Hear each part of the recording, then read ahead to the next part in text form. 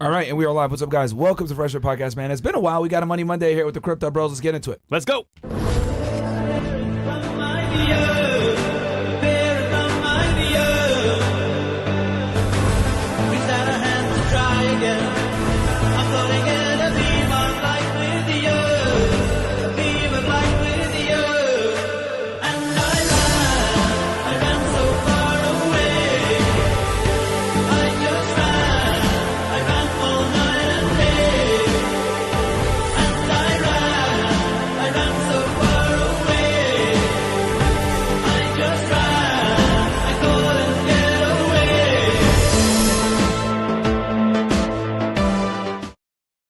All right, and we are live, guys. What's up? Welcome to the Fresh Air Podcast, man. It is Money Monday, man. We are here with Charlie Miguel, the homies.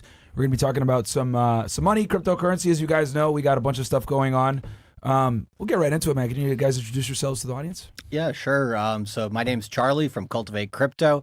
I'm the co-founder with Miguel of the Crypto Mindset course, which we usually come. I think I saw Man 805 in the chat, or I think he's in the Rumble chat, actually. One of the smarter members of the audience says, hey, the Crypto Bros are back. Lows are in. So definitely time to get it. But yeah, you can check me out on Cultivate Crypto on YouTube. And yeah, we usually are here during the dip when everybody else in crypto is not on YouTube. Definitely, yeah. And my name is Miguel from Dollar Cost Crypto, the other half of the Crypto Mindset. Like Charlie said, we love to come here basically when there's an opportunity, right? There's an opportunity. It's a good time to buy. But also, we are, my name's Dollar Cost Crypto. I'm about like dollar cost averaging in. One of the big things we've been telling our guys on YouTube is, now that Bitcoin's down like 50%, Ethereum's down a little bit right now, you can start a slow DCA right now on your favorite assets. I'd say like Solana, Bitcoin, Ethereum, pretty much only right now. But only 25% of the money, like let's just say you're buying $1,000 a month, you're buying like $250. Maybe you're just this month Bitcoin, next month Ethereum, some stuff like a strategy like that. But the other $750 you put into stablecoins, into USDC, because these lows are coming in the next 4 or 5 months, and you need to optimize that money. But at the same time too, guys who are not making as much money, that don't have like 100K ready to go or 50K ready to go, when you don't have money, time is your friend. So you need to start that little DCA now, because like most people, if you don't if you don't put the money in the market, you're not going to have the money in a month or two. Right. So that's just kind of how it is. So for a lot of my guys like that are just like, I only got $500 a month, $1,000 a month, $2,000 a month, you need to start like putting some in now, basically, because you need to stretch that muscle out, because like you get scared when those prices go down, you'll end up just being, you end up not buying, right? Because you have to invest like a man, not like a female. What does a female do? A female waits to the finish line and fucks the winner. But in crypto, right, when everybody's all hyped up and the prices are all-time highs, you're pretty much gonna get fucked, and that's the problem. You need to be like counterintuitive, right? You need to buy these assets when they're down in the dirt, when it's red, when no one's paying attention. That's where you make the most money. I mean, right now, 2026 is probably the easiest money you're gonna make, because by the time we're in 27, you're gonna be up on all those purchases. It's just profit right now. I mean, I don't know why people are saying this, but like, we had streams back with Gary, Gary GG33, back from 2022, 23. Completely agreeing with him that it was going to crash in 26. Yeah, absolutely, because it was the 4-year cycle, right? And I don't know why people are shocked about that. Like we've told people, shout out to the cash out course, but we got a lot of our guys to take profits on all their meme coins, all their altcoins in Q4. But this cycle long, we had a bit of a feeling that the volatility on Bitcoin, Ethereum wasn't going to be as catastrophic as past cycles, right? I mean, in past cycles, we had Bitcoin go from like 20 grand to 3 grand, or 69,000 to 15,000. This time it's not going to go as low. But this is why, like, personally, I didn't sell any of my Bitcoin, Ethereum, but I did, take profits on everything else, basically, even including Solana. Yeah, and the biggest thing to Bitcoin just broke out of kind of its accumulation area that it's been in since the end of January, or you could argue the beginning of February, depending on what prices you're looking at. But it just started breaking out of that area today around 74,000, which has also solidified one thing on price, which means I'll explain it a little bit detail, but it's much easier if you're in the course to explain exactly why this is when I show the charts and everything. But basically, the 60-day cycle, which is made by Bob Lucas, definitely shout out to him. He basically took that from Forex and traditional markets and then applied it to crypto, found out that Bitcoin runs on a 60-day cycle from low to low. And then basically the last 2 months was a time to accumulate or last, I would say, 30 days, 35 days was a time to accumulate in that area. And we told our audience, for example, Solana is a good thing to accumulate in that area between about $81 to $90 Solana. Today it's 95. Bitcoin's going up towards about 78 to 81K here, probably over the next 1 to 2 weeks. Then it will have a local peak based on the 60-day cycle. If it goes a little higher, that's fine. Maybe 84, 86,000 would be the highest I see Bitcoin going in that period. But one of the catalysts for this move right now and why Bitcoin's now going to not go below 60K is because Ethereum came out with its staked ETF. And so right now, that's the difference between Ethereum and Bitcoin's ETF, which are the two most profitable ETFs in history. Bitcoin specifically is more profitable than gold's ETF, more profitable than every ETF Wall Street's ever come out with. And so since they came out with the Ethereum staked ETF, now Bitcoin has somewhat of a challenger. I think there's about $55 billion in Bitcoin right now, and there's about 12 billion in Ethereum, but that's Ethereum non-staked ETF. So we're looking at the Ethereum staked ETF to basically equal, or if not expand past the other ETFs. So that means you probably in Q2 have a percentage of about 12 to $15 billion going towards Ethereum. Now that's not going to all get there at one time, but it's going towards there. Bitcoin's had about, I would say, $1.5 billion, almost $2 billion run into it by Wall Street over the last 3 weeks as well. So that's also basically solidified the bottom, made the breakout. And some people are like, well, Bitcoin's not performing as well in war times. It's a store of value. I thought it was going to store value. But basically the way Wall Street's looking at it is gold and Bitcoin are both stores of value that are competing for liquidity. Right now, liquidity is tight on everything, right? Yeah. And so what Wall Street is doing basically is they're, ratio trading between Bitcoin and gold. So gold recently started going down. Bitcoin is now breaking out, coming up. When Bitcoin local peaks here in the next week or two, gold might also then kind of come back down a little bit. So they're going to kind of seesaw a little bit. Both of them can't be at their peak at the same time, essentially. They can. They often have been correlated in that way. Yeah. But right now, because liquidity is tight and Wall Street's really just looking how can they make the most money. That's what they're doing during this time. And so we now have a bounce in what we call a bear market, which means this year, like Miguel said, this is the fourth year of the 4-year cycle. It's mainly a down year. These uptrends don't last forever, but what you can do is basically, if you know the 60-day cycle, if you basically pay attention to when that low is in, when you're accumulating, you can basically get a pretty good idea within a band of a couple of weeks when you should be selling, and then basically come back down. And then depending on where the low of the previous cycle was and the high of the cycle is, that'll tell you whether we're going to go back below the cycle low or we're going to go to a higher low. And right now that previous low in February was at 60K. And because we have the high past the midpoint of the 60-day cycle, which right now is day 38, so we're past day 30, we're making new highs. That means when Bitcoin comes down, it's 90% likely. It's never perfect, right? But it's 90% likely to hold the 60K low. And then I also have on my channel the Cultivate Crypto Algo, which has a buy signal on Bitcoin's weekly that just got confirmed at 66,000. And so that's also an area that we see defended. So 60 to 66,000 is going to be a hard place for Bitcoin to go below until sometime maybe in May. That would be the earliest that I see it going down to that level. So that means if you get any dips here towards the end of this month, beginning of April, that's a buy opportunity. Yeah. And that's why we're coming here with the course. 66 and below, pretty much. I would say 72 and below. Okay, 72 and below. So you threw a lot out there, but for the people that are kind of just tuning in, what is crypto and why should people invest in it? Good Super question. basic. Yeah. I mean, basically it is I call it the modern day greatest investment area in the whole planet. Basically, it's the biggest wealth transfer in history. We've seen assets like Bitcoin, Ethereum, even Solana, right, go from literal, I remember buying Ethereum for $8 back in 2016. Wow. Right now it's $2,300. Yeah. Right. Its all-time high was $4,800. That first cycle, it went from 25 to 50 cents. It topped out at $1,400. Bitcoin, where I saw it, when I got it, where I got in, it was like $400 or $500. It went up to 20 grand. This is back in 2017. And like something even like Solana in the cycle, like when we did the mega course last time in quarter 4 of 2022, Solana was like $7. It went to 300. Right. And, this is kind of like some of the research that we do for guys is like we go over like, okay, during a bear market, a lot of projects shut down. And one of the big things that we're doing in the background is figuring out, okay, what's surviving, what's got the financial backing, is the community still alive? Sure, the chart's wrecked. We're not talking about Bitcoin and Ethereum. We're talking about like the alts and stuff, right? But also we give guidance on when's the best time to kind of buy into Bitcoin and Ethereum. One of the big things that we did, or I did as well with Charlie, is we gave recommendations when to stop buying Bitcoin. Which I know for the Bitcoin maxis that's crazy, but we were telling guys to buy Bitcoin back in 22 and 23 at $15,000.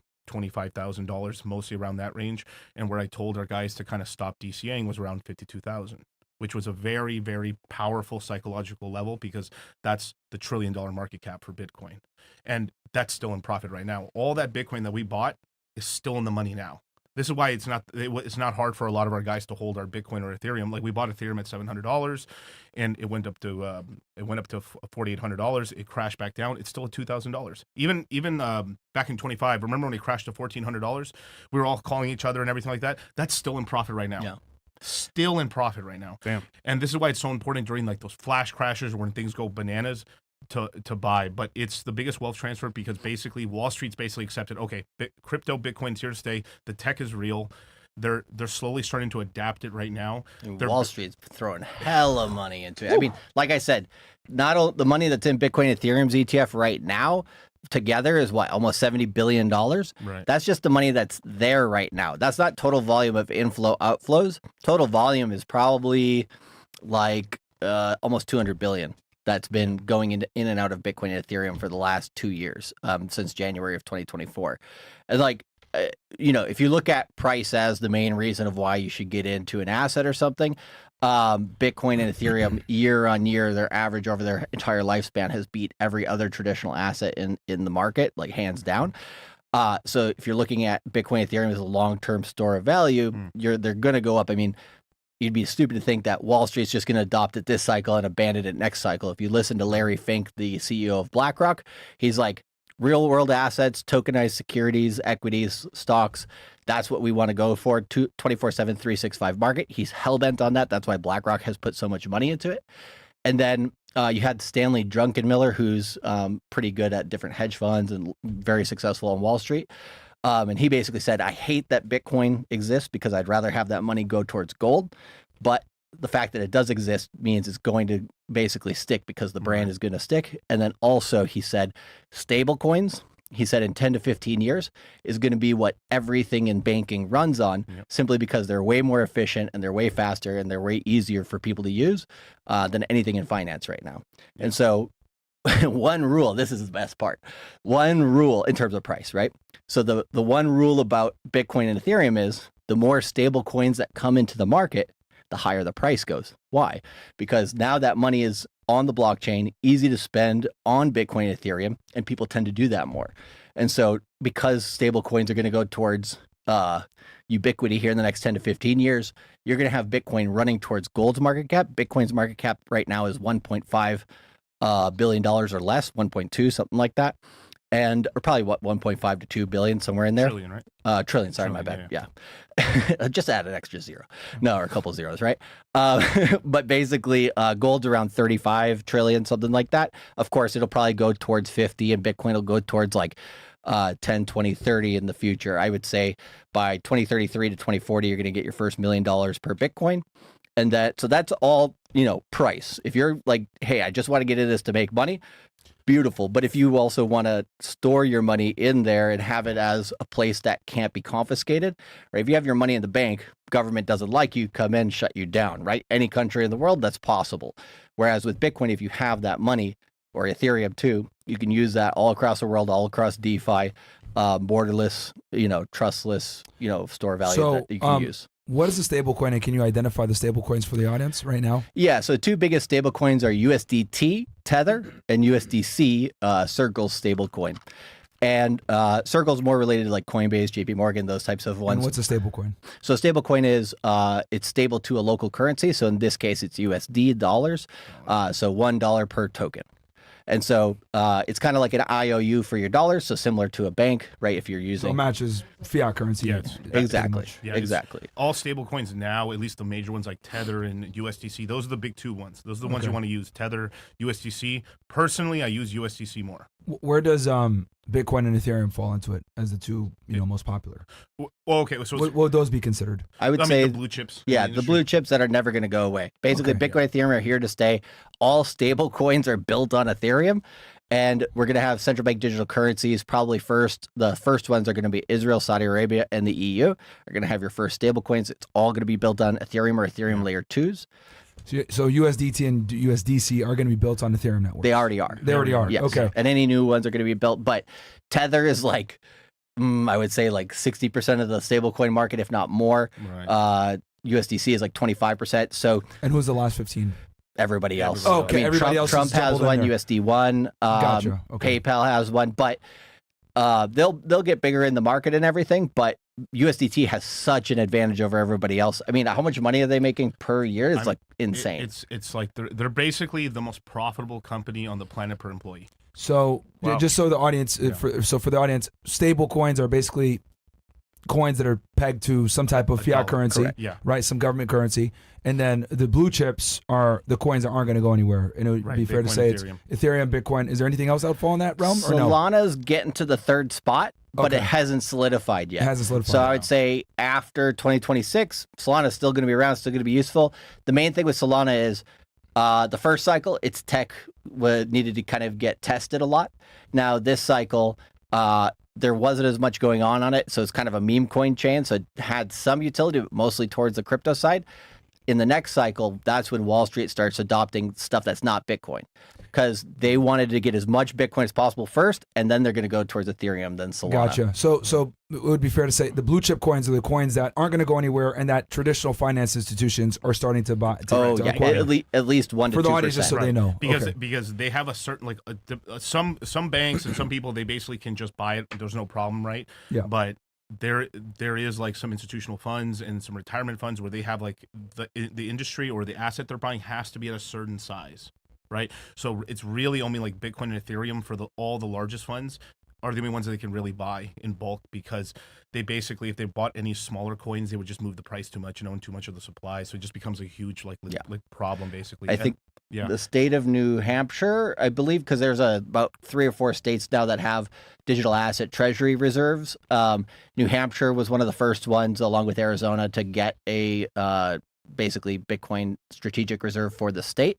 And what they put in the rules was basically any digital asset that's worth over $500 billion in market cap is basically able to be bought by the state. So that's only Bitcoin right now that actual, U.S. states are willing to buy. Once Ethereum, And there's only ETFs on Bitcoin and Ethereum at this point, right? no, there's plenty more. There's more? Okay. Sui had the first staked ETF before Ethereum. Solana has its ETFs for sure that are going to get money ported in the next cycle. Then you have a few others. Doge has one as well. Ripple as well. But yeah, But that's a good distinction. So now people know what a stable coin is versus blue chip coins. correct. And I want to say one thing about the stable coins. So this just started happening very recent. No, they started disclosing this now, but it's become sort of a de facto one. Is something like a USDC. What they do with the dollar that you deposit, right? So most of the times you're just buying on Coinbase. They give you the coins and that's it, right? But what they're doing with the coins is they take the coins and they're essentially just buying U.S. debt with it. So they're getting anywhere from 3 to 4% yield on it. And this is why these companies are making so much money, because as soon as you give them your dollars, they're just turning it into U.S. treasuries and then just living off the dividends. This is why they're so fucking profitable. I mean, what is I believe Tether has like $100 billion? I mean, or more. Yeah, Definitely. It's a massive amount of money they're making. And they're taking that investment money they're making, buying more crypto, more Bitcoin, more gold. Tether, its company itself, is the single largest holder of gold as a private, like, corporate entity. And also part of Rumble as well. Yeah, part of Rumble as well. Yep. They have UST Gold, right? Yeah, and so they're doing all these innovative products, but basically stablecoins. The U.S. has basically pushed this out. This is why Russia was kind of tripping about it. Is that basically fine if let's just say if the world governments are starting to get shaky on the United States and they don't want to buy our debt anymore, the global citizen will buy the debt unknowingly through crypto. So it's been a strategy. Like the big thing the governments have been doing is if this crypto thing is going to exist, it's going to be priced in dollars. Right. So it already, like crypto, the more viral it gets, the more it kind of rugs local currencies. It brings that into dollars, and then those dollars get converted into basically U.S. treasuries, which basically fund the government. So it's all this giant circle now, and this is why like there's all these like laws trying to pass, because right now banks are super scared, because if they allow Coinbase and Kraken and Gemini and Crypto.com to just give free yield away on these stablecoins, because they want to be competitive and just want to get these customers. There's like $5 trillion of deposits that want to like jump into crypto, and then the banks are scared because that'll cause like a bank run on them. Yeah. So people are scared still of crypto. They're concerned. Times are hard. They need to make money right now. Right. But are you saying because of where crypto's going with the government and the banks, you should get in now before it gets to that point? Yeah. So And what point should they buy? yeah, so it's a long-term play. And then, so the thing with crypto that's confusing to people, and you don't have to play each of the time frames, but it's a short time frame, and then medium, and then the longer time frame. The long-term time frame of 5 years plus, anybody should be buying basically at these prices, because we're over 50% off, or we were over 50% off, 40% off now, probably something like that. But we're very, very cheap. Good long-term buy. Keep DCAing down into the lows throughout the year, right? If you look at it medium term, let's say quarter 2 to quarter 3, because of what I said earlier about the 60-day cycles, 60K to 67 or 66K being an area that's likely to hold, if not a little higher, we see in Q2, because the Ethereum staked ETF come out, more possible inflows coming into Bitcoin, then that pushing the rest of the crypto up. So which one should they be buying? I've been recommending Solana between $81 to $90. Most of our audience has bought in that area if they've been paying attention to our shows in the last 1 month, basically. And then we think the Bitcoin swing will go up to about 78 to 81,000 here in the next 1 to 2 weeks. Ethereum, I would say 2,600. Solana 110 to 120. So if you're buying any of those coins, Bitcoin is the one that you're conservative in the medium term, because you just want to buy more, but you don't want too much volatility either way. Ethereum's kind of a little bit more volatile than that, but not by a whole lot. And then Solana's the way more volatile one, so it gives you the most reward, but it also gives you more risk too. But the reward is worth it if you're paying attention to what we're saying at the course. You'll be, you'll be taking profits, and then you'll be buying back in lower again on different coins. So that's what we recommend in the medium term there. In the short term, right? Like if you're trying to trade like once a week on these coins or something like that, that's way too frequent in our opinion, just because most people aren't paying close enough attention to be able to do that. We do teach the ability to do that if you want to, but most people, I would say, better to stick at the medium term to the long term, just buy things when they're low, take a little bit of profits, maybe on 10% of the portfolio when we get a bit of a bounce here, and then buy more as it goes lower throughout the year. But we've already been in a bear market since the middle of October. It's the middle of March now. We have basically until October, November as the longest possible time, not the longest possible, but longest, most likely time to find a low. So, I mean, we're already halfway through it. Yeah. So if I buy Bitcoin or I buy crypto now, when can I sell for profit? And then obviously, guys, we'll do phone lines as well. Yeah, we'll have the phone lines for you guys. We'll to ask. But I don't think the course, but like just for the audience right now. So for the audience, right? If you're just trying to make like so if you're trying to have like make sure that you actually get some decent returns, you basically whatever you kind of like buy within the next now to the next 4 months, you basically could sell it sometime in the middle of 27 if you just really wanted the quick flip and just get the returns, right? Because like as an example, right? Like we saw when we bought the lows on Bitcoin, right? Between like this, November, December, and January, February of 23, about a year later, it was touching about $40,000 to $50,000, $60,000, right? And from $15,000. So if you buy close to 20, even if you just bought at 20 grand, you can make a 2.5x and stuff like that. The thing is, it's almost like a ball underwater. Like you have a volleyball underwater. The lower the price goes, the more explosive it shoots up, and it wants to get back to a nice price. Bitcoin likes to be above $1 trillion market cap. So like what I'd recommend for people right now, just advice, just because people keep asking about what coins do I buy, put 80% of your money that you're willing to put into crypto into Bitcoin and Ethereum. That last 20% into more speculative stuff. And I mean, that's very important. Can you say that again for them? Because like for all the people that sit there and say some dumb shit about you guys shill coins or anything like that, like right. Okay. So 2026 is a very special year, right? It's because this is the year where Bitcoin and Ethereum hit those prices, and then they pop off from there after that, and then it's more of a it's almost like you only get this one opportunity. Chance. It's the chance, right? Yep. And this chance is the next 4 to 6 months. So you have 4 to 6 months to buy as much Bitcoin and Ethereum as you can.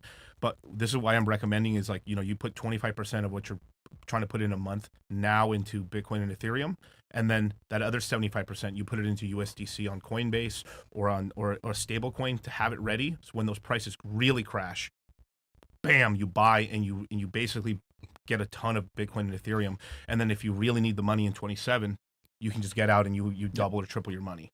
And that's, but obviously if you wait until 28 or 29, you'll make much more money. But if someone needs the cash, it's kind of like a 1 year wait or less to make some decent money. But it's just up to this is your opportunity, because obviously the barrier has been really high for entry for both of them, right? I mean, right. I remember Bitcoin was $100,000 last year, Yep. right? And then Ethereum, I think it hit a high of, was it close to 3K? 5. Oh yeah. Well, I mean, last year. I'm thinking last year. It hit 5K just for a quick moment. Bit, right? But it was like 48. Right now, sitting at like 22 or something like that. Yep. So yeah, I mean, this year is the year to pick up these two, as you guys would say, blue chip coins. Yeah, Right. exactly. Like he said, Wall Street likes to buy Bitcoin anywhere near the $1 trillion market cap, which is about $55,000 per Bitcoin. Okay. So anytime we go below $55,000 to $50,000 during the rest of this year, you kind of want to be a kid at the candy store. You don't want to, blow your load all at once, right? But you want to basically be not afraid to buy it in maybe more chunks. And so, but your thing is, you said anything below 72K is a good. I would say like I got these levels for like, okay, kind of high end early buying to kind of middle of bear market, end of bear market buying, and then like worst case scenario buying. So I would say 55K to 70K. That area there is your first buying tier area of, if you're in that zone, you're in your good initial DCA area. That 25% I'm talking about. And like I said before, we're probably not going to go anywhere into that area by a lot until the next time, I would say, would be sometime in May or June. And then maybe going. So you expect another dip for sure? Yes. Oh yeah, 100%. Because we are by definition a bear market. The only thing that would change it is if Bitcoin got back above 98K, then you could start arguing, okay, maybe, but it's probably very unlikely that it gets back above that level. Okay. In Q2, I see it going as high as probably about 86 to 95K, somewhere in there is probably where Bitcoin could get to. And if that happens, then Solana is in a pretty good spot above 130 or something like that. So we have a good bounce here in the bear market where we can make some money, cultivate some crypto, because where I got the name for my channel, because I started my channel, the first video in March of 2019. In January of 2019, I really, built the channel and everything before I went live. And in 2018, before I started the channel, where I made a lot of money in crypto, was basically trading Ethereum at the bottom of each 60-day cycle because it had more volatility than Bitcoin. And I didn't trust the stable coins that much at that time because there was a lot of drama around them. Right. And they weren't helping the government at that time. But if you buy the beginning of a 60-day cycle low, you have anywhere between 14 to 40 days generally of upside, depending on where you are in the bear market. And since we had such a big downturn, this is why we got this up move right now. But if you keep compounding your Bitcoin as you go into the bear market, so you make these small trades where you get like a 25% gain, a 30% gain, 40% gain, you compound the Bitcoin you have. So the goal for cultivating crypto is to compound your Bitcoin and Ethereum on top of themselves over time, because the dollars will come, because they are going to beat the fiat dollar at some point over the long term. Yeah. And that's the thing that people can't get their mind around a lot, is they're like, oh, it's crashing now. If clearly it's not a store of value. It's like, look at it over a 5+ year period, and that's a different story. And I wanted to answer that question in the YouTube chat right there. He's like, how is it now the best time to buy Bitcoin when it was 10K cheaper a week ago? Well, if you're watching the channel, you would have bought it. Yeah, right? exactly. We've been screaming at the top of our lungs on our channel from the last week of January through the whole month of February into now. Buy. And everybody else in crypto's going on vacation, not doing streams, not doing live streams. For hell no, right? Nobody's giving out this information for free on YouTube. Everybody's like, okay, it's a bear market, time to dip for about a year and a half. Then they come back when you're going towards the previous all-time highs. Next time we get above 100K, oh yeah, sorry guys, I've been sick the last 2 years. Yeah. Actually, September when you came last year, it was really low. People were like, "Oh, it's a scam. Don't buy crypto." Yeah, and then it hit a new all-time high. Yeah, 120. So you said to buy in the low, and they still were like, "Oh, it's a scam." And we made money. Yeah. So, and we're gonna open up the phone lines here in a second, guys, so you guys can ask your questions. So obviously, there's a lot of geopolitical events going on right now. Yep. We got obviously what's going on with Russia, Ukraine. That's been going on for 4 years now. We know that we're in the middle of a war right now in the Middle East. We bombed Iran, and Trump is trying to find an exit ramp, but it doesn't seem that way. There's an energy crisis. A barrel of oil is selling at probably over $100 right now internationally. Which is obviously very bad. How does that play into the crypto market, and how is that affected? Yeah, so the thing I'll let Miguel kind of go extend that, but like what I kind of said a little bit earlier was because you have Wall Street kind of playing back and forth between gold and Bitcoin, they want to go towards a store of value, but they don't have enough liquidity to kind of go to both. So when volatility hits off in geopolitical stuff, money does come towards Bitcoin as well as gold, but right now because liquidity is tight, it's only going towards one or the other and just kind of jumping between them. So that's why you're kind of seeing that inverse volatility. Gold, because I've been looking at the markets throughout this entire conflict, like with the price of a barrel of oil and everything else like that, and gold hit like a pretty high, I think like a week or two ago, like 5,300, almost 5,400. Yeah. So it's probably on the downtrend for a little bit, and then let's say once we get later in this month, it might get an uptick and Bitcoin comes down a bit. So right now with the conflict, it's fair to say when there's conflicts like this, people are gold and Bitcoin are operating almost like on an inverse basis. Correct. One goes up while the other goes down, and vice versa. Yep. Yeah, and then until we get a big liquidity event that's happening. Well, it's already happening right now. We've already gotten about like roughly like $200 billion of inflows in terms of straight up money printing from the Fed. But the problem is that's only sustaining things. That's adding liquidity to the market, but they're not cutting interest rates. We have a Fed meeting on Wednesday, and like Cashy and Polymarket basically have it at like 99% chance that it's not going to cut, right? When they should be cutting. I mean, this has been the one thing that's like what caused, like, you guys know this. We've been in a recession. We go into a recession and then we get out of it and then we're back into recession. We keep going back and forth into a recession. I mean, everybody knows it. I mean, everyone's been feeling it. I mean, every streamer person I know is like telling me the same thing. Everyone's you talk to people, you know what's going on right now in the streets. And one of the main reasons why this happened, right? Like, when did the bear market even start in crypto, right? It started in January of 2022. What happened? The Federal Reserve started increasing interest rates basically for the first time in like 10 or 12 years. We were at 0 for like a decade. 0.20%, right? But 0 basically, right? We're free money, and they increased it to 5.25%. That means when you buy a house, they add a VIG, on top. So you would imagine, people maybe with good credit were getting 7%. A lot of people were getting like 9%, on these loans, and that just crushed the market. And over these last 3 years, that's what's bled the market out because it's not cheap anymore to borrow money. So then people start getting a little, shysty with stuff, and then interest payments start going up. A lot of corporations, they were like almost zombie corporations without these cheap loans, and now they're having to reborrow money at the higher rate, and now they're bleeding cash flow. This is why, like, a lot of the top S&P 5, if you just remove the bottom 400 companies, they're just basically break even or losing money. The top 100 companies are really making all the money, and in reality, it's really just the Max 7, and it's crazy. Like, I mean, like, I saw a statistic somewhere where, like, it seems like a quarter of, like, when you buy the S&P 500, about a quarter of it's really just like the top 10 companies. So every dollar you put into the S&P 500, it's really just like it's 10 companies. It's that are profitable. That are profitable, but just because they're so large in market cap. I mean, just to go to an earlier point, right?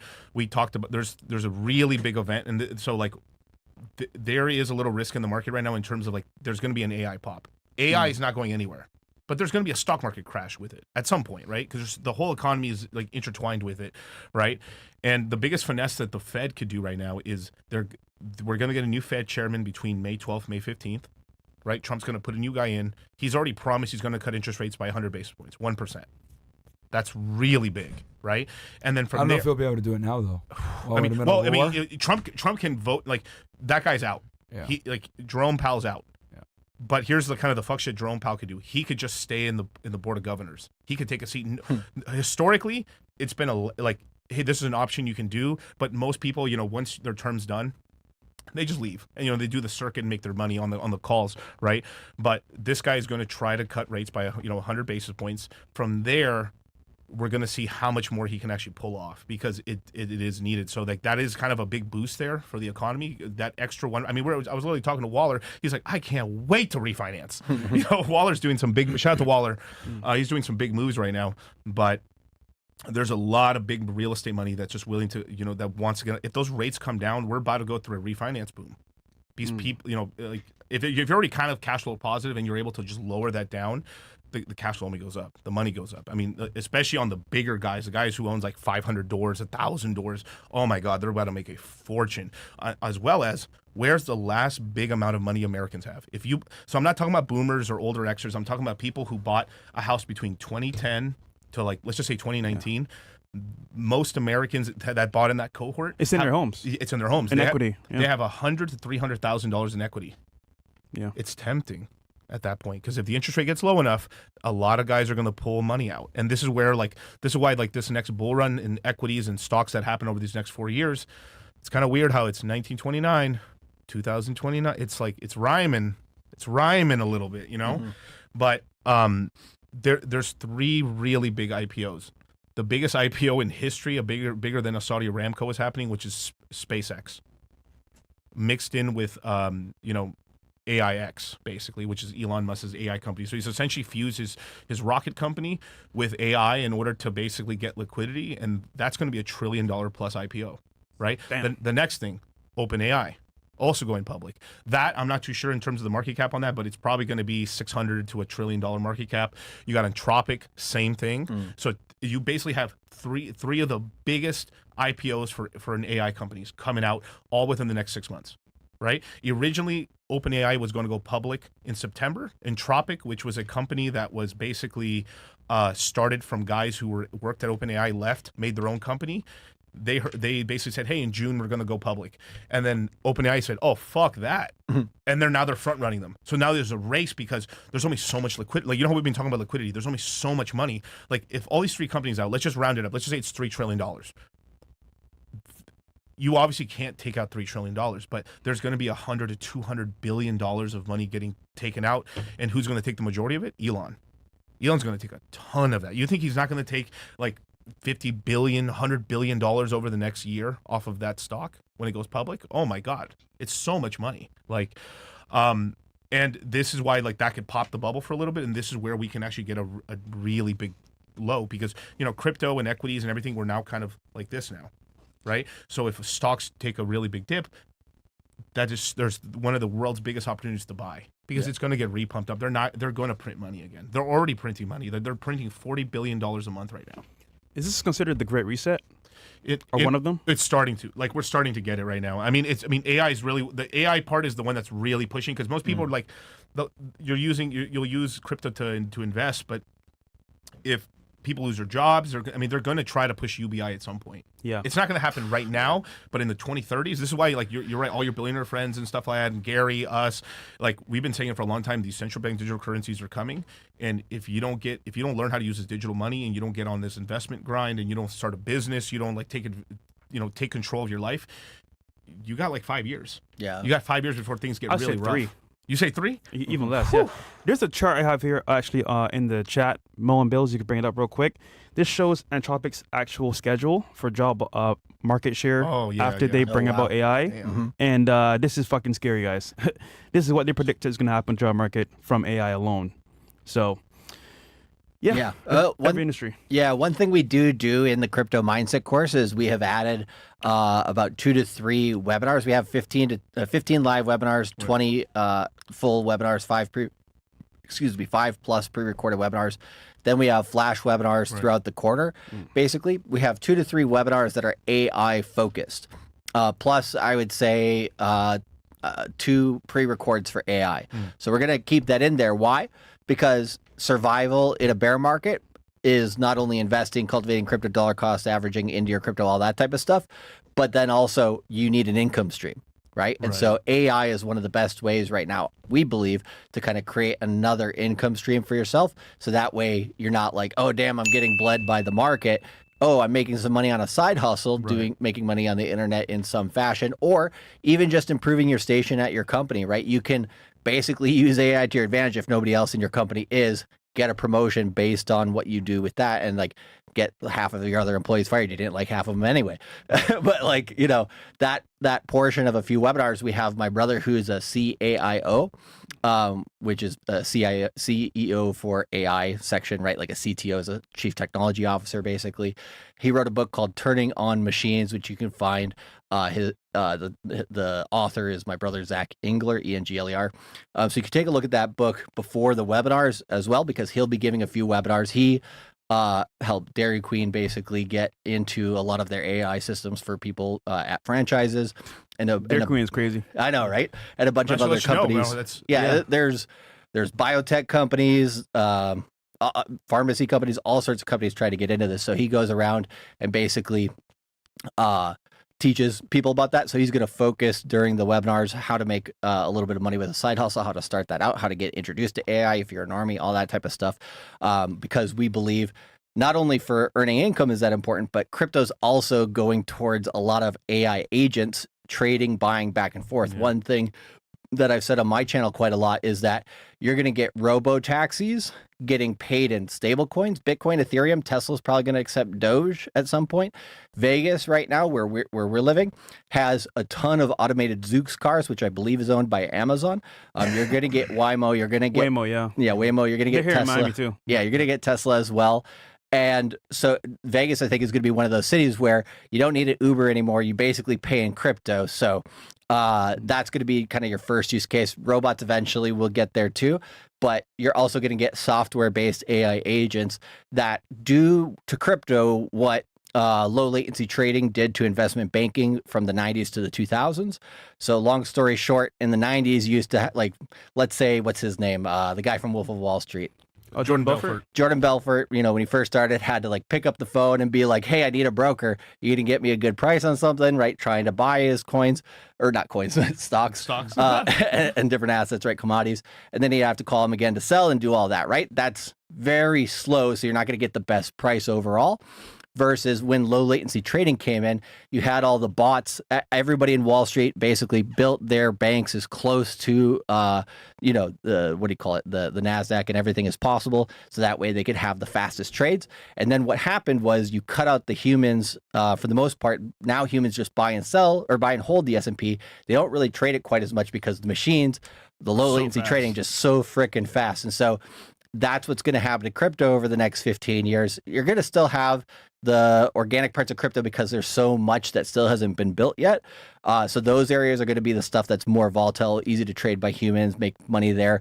But like for a lot of the Bitcoin trades, it's some of the bigger cap stuff, you're going to have AI agents, probably a lot of them built by Wall Street, some of them built by crypto firms, starting to kind of compete with humans in the market too. So understanding how to do that is important.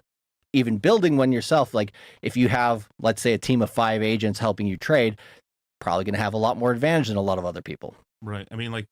We're basically, we're using AI to recreate things we've already recreated in the past. Like as an example, right? Like this was huge during the time, like 2000, getting out of the financial crisis in 2009. People used to like knock on doors on like blue collar businesses. Hey, let me put you on the web. Let me give you a website. Let me give you a phone app so people can actually go on your website like that. Let me give you an automatic like voicemail chat and stuff, and basically modernize your business. People are going to do that with AI. That's going to be a huge thing for I would say it's going to be a good business. Of course, it's going to go away because at some point, someone's going to create a product that just does it all. But there's people probably like you're probably a kid right now. If you learn AI pretty well, you could probably charge $2,000-$3,000 to a local business and just like, hey, we can give you like a virtual assistant that can handle your emails. Then we'll make you a brand new website. We'll make sure you're like AI compatible. We make sure it's like there's an AI call center and stuff. You can talk to somebody and it's an agent and they can refer you to certain places, and just built out that side of their business for plumbing, electricians, like, I mean, and also like white collar jobs and stuff so if you learn AI right now, there's a lot of money to be made. You could be a young guy and make a ton of money, but it's sort of like how like guys who got into drop shipping early on made a ton of money, and then they sell the courses. And then, it gets kind of like edged out. And the guys who did those courses in the beginning made a ton of money, and then there's a ton of competition, and then margins are gone and only the bigger players win. The same thing's going to happen right now. And that's so what I'd recommend to guys when looking to AI, look at what people did early on with mobile phones and then try to find out the AI version of that, because you can make a fortune. You literally could just copy the same playbook. Just do the AI version of that business. We're giving the Zoomers are getting a gift. We're repeating the 2010s again. Just look at whatever happened early on for AI, copy it, make the AI version, do it now. Do it now. You could charge businesses and make a bunch of money. And there's no college degree for that. You just need to learn how to do it, get a good sales pitch, talk to people. Let me put you into the 21st century with AI. Okay, how much? $2-3 grand, and you pay me like $300, $400, $500 a month, depending on the size of the business. If it's a big business, and you can lock in, you can pay $10,000 a month. And then especially if you can help drive their sales, look at their analytics in the background, it's a money maker. So we do got to open up the phone lines because we're getting tight for time. So number is 646-490-0394. You guys can call into the show. Mo's opening up the lines right now. Get your super chats in as well, guys. It's up now. Be the Q&A you guys portion. right. All the jobs are not gone. Yep. They're going to turn away. They're going to turn around, but a lot of people are just going to fumble because they're not going to accept it. Yep. And we got like 2,600 guys in here between the platforms and stuff like that. We're live everywhere. YouTube, Kick, whatever. We want to get this message out to as many of you guys as possible. Obviously, there's some crazy opportunities here, and you guys know we don't normally sell anything, right? But obviously, we believe in this course. I've been able to, really increase my crypto portfolio just by listening to these guys. I bought a bunch of Solana literally the other day when it dipped off advice from these guys, and now up a significant amount. Yeah, did the price of Solana just cross $100? I think it might have. Yeah, and you guys know me. I'm very transparent. I'll show you all my thing. 95 now. $95 right now? Wow. Yeah. So okay. Yeah, it's probably going to cross 100 here in the next couple days. So I bought Solana, guys, for example. Perfect. Matter of fact, yeah. So I bought in at 78, and now I'm up like 5K right now. So I bought like 20-some thousand worth, and I'm up like 5,000. And I just made this purchase like a week or two ago. Let's go. So you just got to take action. Honestly, is what it comes down to, guys. You got to take action, make things happen, pay attention, and dollar cost averaging, like they said. So. But let's go ahead, 646-490-0394. If you guys want to cut the line, just, super chat in the last 4 digits of your phone number. And it's a great opportunity to, ask some questions that we haven't done on Money Monday in a while. So do we want to hit the phone lines or super chats first, since we just announced it? We get chats first to give the guys time to call in. Yeah, sure. 646-490-0394. Guys, get your questions in while you can. And we do have after hours coming up. Many W's. Yeah. This is for Charlie Miguel. Thoughts on Loaded Lions? That's what I'd have to look up. I haven't seen that project yet. I haven't seen it either. It sounds like an NFT to me. What about Zcash?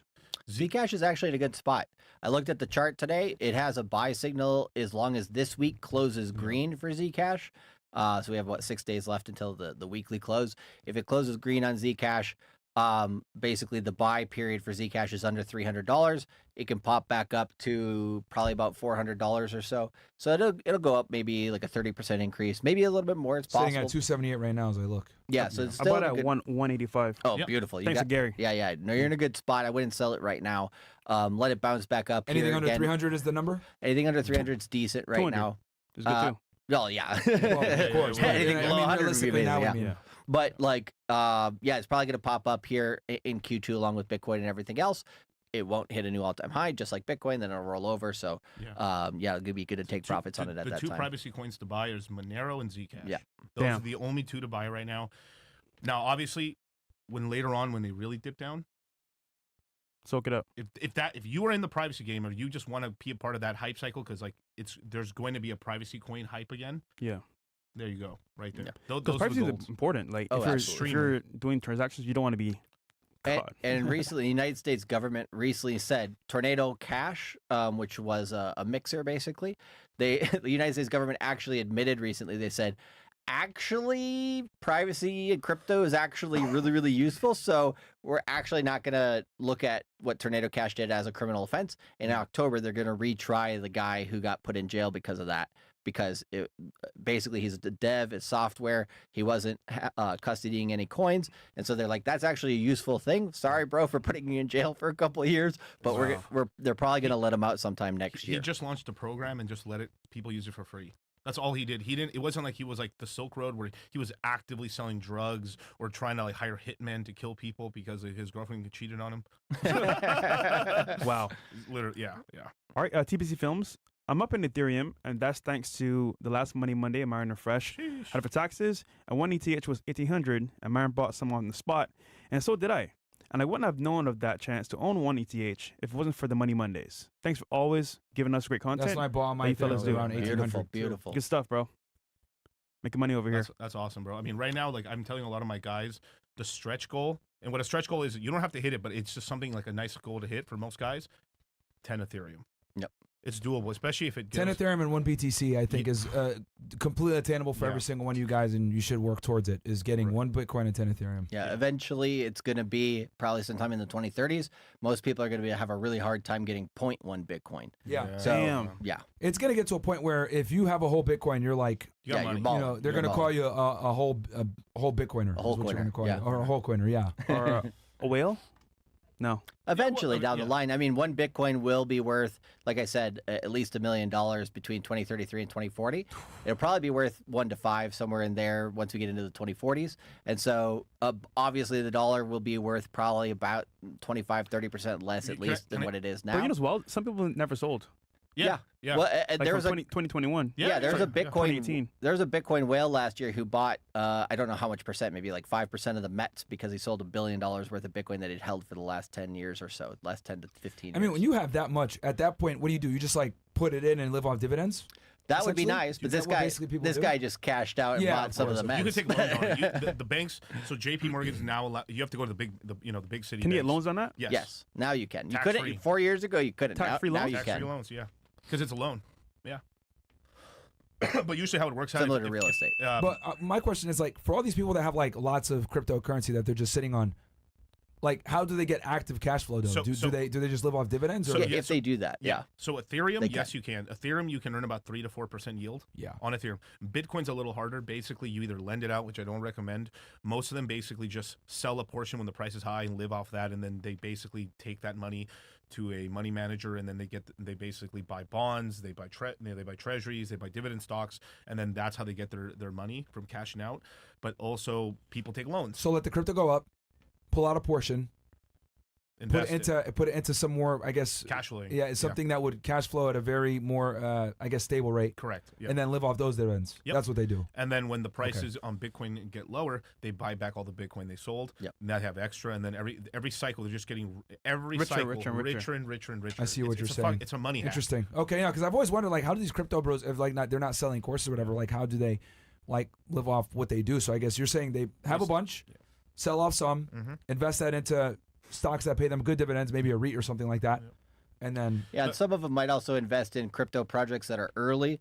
That one they got to be very careful with when they do that, of course, because that's more like a VC that's more type volatile. play. Yeah, 95% failure. Yeah, so they use the crypto for the growth, pull it out. So at that, whatever they might have invested, and then put that into something more stable and live off dividends of that. What about buying bonds? Fair. Yeah. So okay. So the strategy I said was the strategy to do during 2017, 18, 19. Then, when the interest rates went up in 22, the strategy was just to buy bonds because basically they're 100% backed. You were like literally $1 million at the peak, right? We were telling people this at the peak. $1 million was paying you $52,000 a year, plus. So they would buy a 10-year treasury. Let's just say $10 million, right? They get $500,000 every single year for 10 years, and at the end of the 10 years, they get their $10 million back.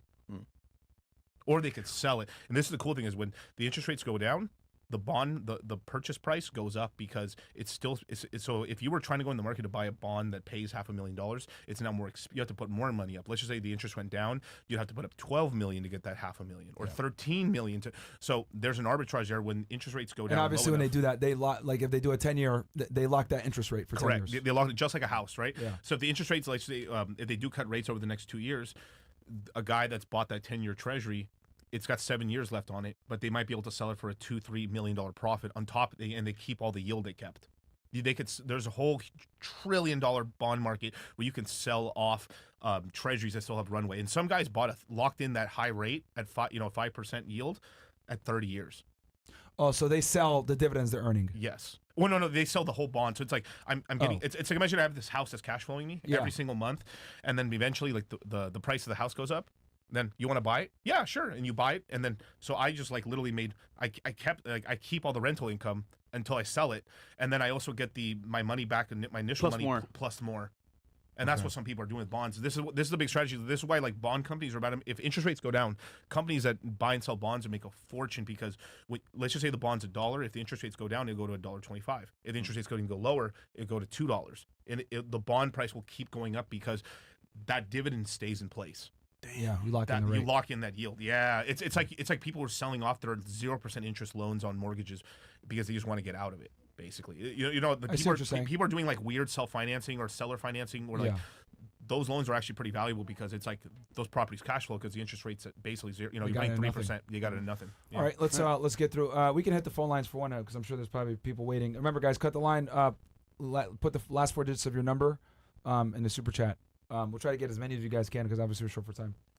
0171, you are up. 0171. Yo, that's me? Yeah. Yep. That's you. What's up, man? No way, I'm the first one. What's your question? So just quick thing. The two guys in the back were talking about using AI to, is it echoing? I'm sorry. No, we got you. Just hit us with the question quick though, bro. My bad. They were saying about AI, how you can leverage it for using it for businesses. How could we leverage it again? So let's say that I'll just go with the simplest route as an example, right? So let's say you're working in a company, let's say you're doing marketing, let's say you're doing sales, probably marketing is a little bit more applicable, but whatever you're doing, if you want to get a raise, right? If you really go after AI and you're like, okay, how can I automate maybe portions of my job? How can I automate some of my coworkers' jobs to make their jobs easier? How can I automate any of these things in the office? If you can figure that out, promote it to your company, they start using it, it's likely that they'll probably give you a promotion, and they could, I wouldn't guarantee that this happens, it's probably not the best thing, right? But they could end up firing some staff for that, so because they're more efficient, essentially. Yeah, you just make yourself so valuable. Jack Dorsey's company had, I think, 5,000 people in it. They laid off 2,000 people in February just because they've been so good at utilizing AI. So that's just one route. Wow, that's interesting. So you would charge like $2 to $3K for a first business. If you were like converting a business, but you'd have to first try it on your own or with the small business. Hey, can I just do this for free for you? Of course, like in the beginning, you got to do it for free or charge nothing to figure out how you can do it, and then eventually you might figure out like, oh, I'm really good at getting like the revenue up on like missed calls because as a plumber gets these calls in the middle of the night, but they're just literally they're not like getting it. So you can create like an AI agent that'll through a phone number that can pick up these phone calls, and then from there you just ask you go on a business owner and ask them, okay, do you have any software you can recommend? Well, in the course we'll definitely go through it. Google with Gemini is a good platform. Perplexity is a good platform. ChatGPT is a good platform. Claude is a good platform. There's a lot of them that are coming out pretty much at a fast rate. So it really depends what you're using. Like if you're, let's say, going into deep research on something, Perplexity is best for that. Yeah. But Gemini and ChatGPT are often ones that I think are easier for people to use. Also, if you use Google or Gmail or all this, Google Drive, all that type of stuff at your work, everything through Gemini can be automated. So you can automate all the boring shit in your job too, just to make your life easier. Right. Okay, who's up next? Just one thing. Let's go to the next person, bro. What is y'all two's name? Bro. I've never seen y'all. We got a lot of people on the line, dude. Yeah, one at a time. Yeah, we got to go next person. Let's go. Who's next? 0900. 090. Go ahead. 0900. You are up. Hey, what's going on, guys? What's up, man? My main question is about Cardano. Is that 29 cents a share? Or rather, a coin? What's your thoughts on it? It's going lower. Yeah, it's definitely going lower. Charles Hodgkinson, great founder. Great founder. He's back in crypto. He's still in it. He's still moving, shaking. He came out with Midnight, which I think is another token that eventually will do well. But since we're in a bear market, it'll probably be like a year or so before that really starts popping off. But yeah, Cardano, I don't see it dying because it's stuck around so long. So it will go lower. I would say it's easier to trade Solana for the time being. But yeah, once we get closer to the 4-year cycle low in the second half of this year, that's when you want to try to load up on some Cardano possibly. Or I would say there's 10% of coins that basically bottom before Bitcoin, which is not, most of them don't. And then you have, I would say, 30% of coins or so that bottom with Bitcoin and Ethereum and Solana all at the same time. And then you have the rest of the coins, which is like 60% of all altcoins, bottom anywhere between 3, 6 months, or even a year after Bitcoin does. So if you're going into something like Cardano, which is, you know, a mid-tier altcoin, then I would say you're probably going to want to focus on buying that more heavily near the Bitcoin low, or 3 to 6 months after. So you can kind of hold off on dollar cost averaging deeper on that until we get later in the cycle. You could focus on Bitcoin, Ethereum, and Sol at this point. Yeah, because usually Cardano bottoms way later than Bitcoin and Ethereum. They're great. Okay. It's a great project. It usually does very well, but you have to get that bottom there. Here's the other thing. It's not bad. He launched at midnight, which was good. And he airdropped it to a bunch of networks. Very active. That's what we like to see. The founder's active. He's streaming. He's passionate about it. He's still here. He looks, much older than he actually is. He's in his 30s, and he looks like he's in his 50s or 60s. Yeah. But the one little problem of why, like right now, it's at 29 cents. I believe its low of 22 or 23 was like 24 cents. So it is going to make a new low.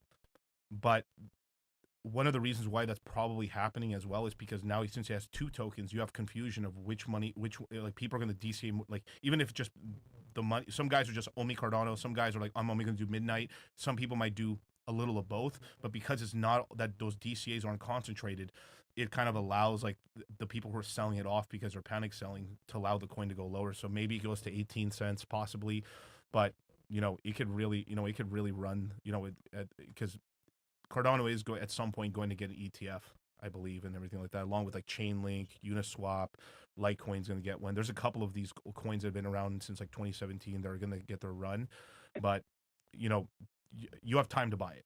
You have time to buy it. All right. Well, my last question is about XRP as well. Like, it looks like it's fluctuating a lot. What's your thoughts on that? It's going lower too.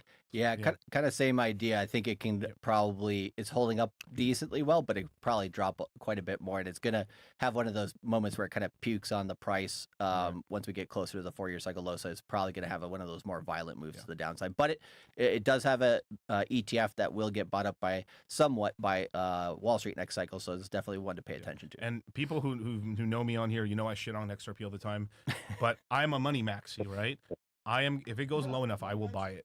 I will buy XRP. I know it's haram. I know, but like I will buy it because now that a lot of these infrastructure plays that the government's putting in, and Coinbase, Kraken, Gemini, Crypto.com, PayPal, JP Morgan, all the banks are all putting their infrastructure, their stablecoin money in, we might actually get a little run in XRP this cycle. So I'm willing to buy it. It doesn't look like kind of blow on you. Yeah. All right. Yeah. Who's next? 0536. You are up. 0536. Hello, I got 600 and cash. I was wanting to dump it onto crypto. What coin? One. Sorry, you're breaking up. You got to say that one more time. I got between 600 cash. And I was if I should dump it. Nigga, are you in a tunnel, bro? I think he's saying he's got about $6,000 in cash. 600 or 6,000? Can you guys hear me better now? Yes. Okay, say it one more time. I got between 600 and 1,000 cash. Should I dump it all into crypto? If so, what coins and when, and around how much into each coin? We'll definitely do that in the course. I would say your best bet right now is Solana. It's a little bit higher than our buy that we recommended to do because it's at $96 right now. We recommended below 90. I believe it will get above $100 here, so it's not a bad one. I wouldn't dump everything into it if that's pretty much what you're working with and you're not going to be adding new money into that later in the year. I'd probably do like 30% of that or so, like basically like a few $100 trade. You can swing trade that along with the 60-day cycles. If you watch Cultivate Crypto on my channel, I talk about that pretty much 5 days a week, if not a little bit more.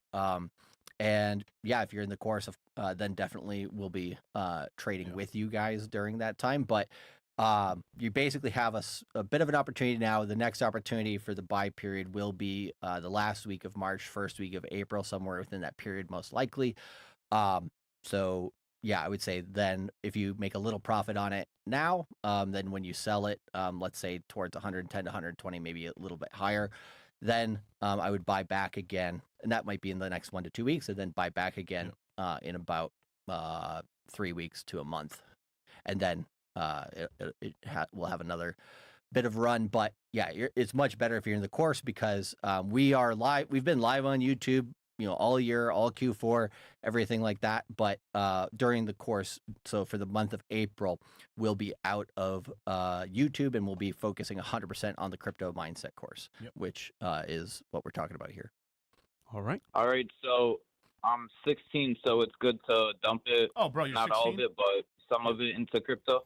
Yeah, some of it. And then I would say second half of this year, probably once we get towards about Q4, that's where you can be like, okay, I need to shovel it in. And I would say if you're 16 this summer, focus on making as much cash as you can. So find ways to make income, mow lawns, do whatever the heck you need to do, walk dogs, anything that you need to do, just gain cash. Then when we get towards Q4 of this year, that's going to be a much easier time where you can dump it all into crypto essentially, and then you'll have some longer term assets to hold. Bro, and you're so lucky, man. In 10 years, when you're 25, bro, if you stick with investing, I can't imagine where you're going to be when you're 25, dog. Yeah. Oh my God, you're gonna have a I already got like 1,200 into crypto, and then I sell stuff on Facebook, and I also do landscaping too. Hey, so. Beautiful. Mow those lawns, bro. That's how I got started, bro. Yeah, the Mexican lawn mower. Yeah, and crypto definitely motivates you to want to make more because you want to, get more Ethereum, more Bitcoin.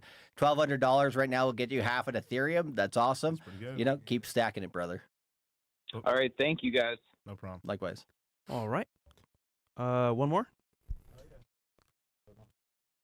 6836 6836. Yeah, my question is, what's it called? Wallet security. Yeah. So I did the Solana question Charlie recommended, and I was wondering if it's safe to keep it on my mobile phone. Well, so he said like he bought the wallet that you recommended. So I'm guessing it's a Trezor you bought, but like he still has like a wallet on his phone. Is it safe to keep crypto on the phone? You can keep a little bit of crypto on your phone, but if it's like if you have like saved up quite a bit, and I only recommend Trezor as a cold storage device. The Trezor, the Model 5, not the 7. I like the 5 that doesn't have Bluetooth. I don't trust Bluetooth for shit for cold storage devices. And leave your money on there. It's something I call a virgin wallet. Means you only use the wallet to send coins and receive coins. So you send money there as like a vault, and you leave it there. You don't connect it to any websites. It's not on your mobile phone. It's on your either a home laptop or home computer. And that'll pretty much like cover your basis and you just be safe. And then basically any phone call, text message, or anything that anyone talks to you about crypto in terms of like, hey, let me help you with some. I'm from Coinbase. I'm from Coinbase Help Center and stuff. It's all bullshit. Anything that has to do with like, hey, let me talk to you in person. It's all bullshit. No one's gonna call you. Yeah. So it's lies. So they're just trying to steal your money. Gotcha. Sweet. Thank you. No problem, man. Cool. Yeah, and security and risk management are massive things in the course. I would say if you're looking to get into the course, basically what you can expect is that, like I said before, we have 15 plus live webinars, 5 plus pre-recorded webinars. We're calling this the Q2 2026 Crypto Mindset Mega Course, simply because we're going to be packing a lot of webinars in there. On Wednesday last week on my channel on Cultivate Crypto, I recommend everybody to go watch the interview that I had with the co-founder of Aerodrome, as well as the CEO of Dromos Labs. If you go and watch that, you'll get a real good sense for what's happening in DeFi right now. We're going to have him on a flash webinar in April, probably towards the end of April. With us, we have other founders. So basically the way it's structured is You guys have until this Sunday, which is March 22nd at midnight Pacific Standard Time, to get in through the Fresh and Fit link here. Then once you're in, between then and when we start the webinars, which will be around April 3rd or 4th, once we get to that basically the period between there, the 22nd to let's say the 4th of April, you'll be in the Crypto Mindset course chat. You'll be able to get your wallet set up. You'll be able to get your exchanges set up, understand the basics of DeFi, really kind of get the lay of the land here. Then when we start webinars, we're going to start webinars with what's happening in the market right now. What do we expect over the next 3 to 4 months? How are we going to play that? What contingency plans are we going to have for stop losses, stuff like that? Then we get into the basics from there. So start with the most relevant information. We have a top 50 coin list as well. So that way it shows you what coins to mainly focus on during the quarter. Then we have a portfolio breakdown of how to basically risk manage that. We have our risk management webinar, which we highly recommend everybody takes as well, to make sure that you don't lose money first. Then we go through the basics, and this is just like the first 5 or 6 webinars. We go through technical analysis, which I do, and then we go through fundamental analysis, which is Miguel's specialty. Then we have on-chain data with one of our colleagues. And then we have AI as well. So those are kind of the 4 quadrants that we think everybody should understand to be successful right now in crypto. That's the first, I would say, 3rd to 40% of webinars. We do 2 days on, 2 days off. So we'll do the 4th and 5th at 10 a.m. Eastern, 10 p.m. Eastern on each of those days. So that we take the 4th and 5th, and then we take the 6th and 7th off, and we'll go back and forth between those till we finish the 15 live webinars or a little bit more. In the middle of the webinars, we then so we get you your basics, your foundation, everything that you need to know now. Then we bump you up in the middle webinars, which is basically what do we think are some of the more profitable chains? What kind of coins might have trading opportunities within those? How can you do some flips over some swing trades, not day trading, not leverage trading?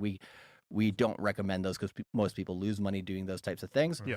Then at the very end, the last, I would say, quarter or third of webinars, we bring in people who are doing projects. So like Aerodrome co-founder is one of those. We have some people from other chains as well, Ethereum-based stuff, because Ethereum's pretty much where everything's being built for stablecoins. And so we bring in different experts, and we really turn on the jet. So I would say if you're brand new to crypto, the first half will be really valuable to you. If you're already in crypto, the second half will be the most valuable to you. All of it's valuable, especially because nobody that I know, at least, has a comprehensive view of all 4 of those skills. And so we will be filling gaps in your knowledge, whether you're experienced in crypto or whether you're not. And we have a lot of like hedge funds and different companies like that coming in and being like, hey, I'll pay $9.98 one time for a course where I get another basically research team for me. I don't have to, I can sift through the information and see, okay, about 30% of what these guys say really jives with what I do. And so I'm going to use that information, right? And the other 70%, maybe it's useful, maybe it's not for them. But you have people who are very experienced coming into the course, finding ways to basically get cheap research from it. And then you have people who are brand new to crypto. It's like a 2-week to a month boot camp where essentially we give you everything you need to know about crypto. And if you're, brand new to crypto, or if you're just barely getting experience with it, within that month, you're going to be your local expert in crypto by the time you get done with it. So it's one of the best boot camps. Coding boot camps don't really do it right now. It's AI and crypto is where you're going to make the most money over the next few years, in our opinion. All right. Well said. Okay, where can I find you guys and course schedule? Yeah, so you can find me at Dollar Cost Crypto, YouTube, Instagram, Twitter, everywhere that is social media. And in terms of the course schedule, we'll be releasing it very soon, but basically courses start in early April. I would believe like April 3rd. Yep. Yeah. All right. We got any more chats? I think we do, right? Anonymous? STRC 11.5%. Nice. Sure. Strategic. Yeah. All right. We got After Hours coming out right now with some girls in about 10 to 15 minutes. All the girls are here. Thank you, Miguel and Charlie. No We're out here. Peace. Clawbot. All right, guys. I ran so far away. I just ran.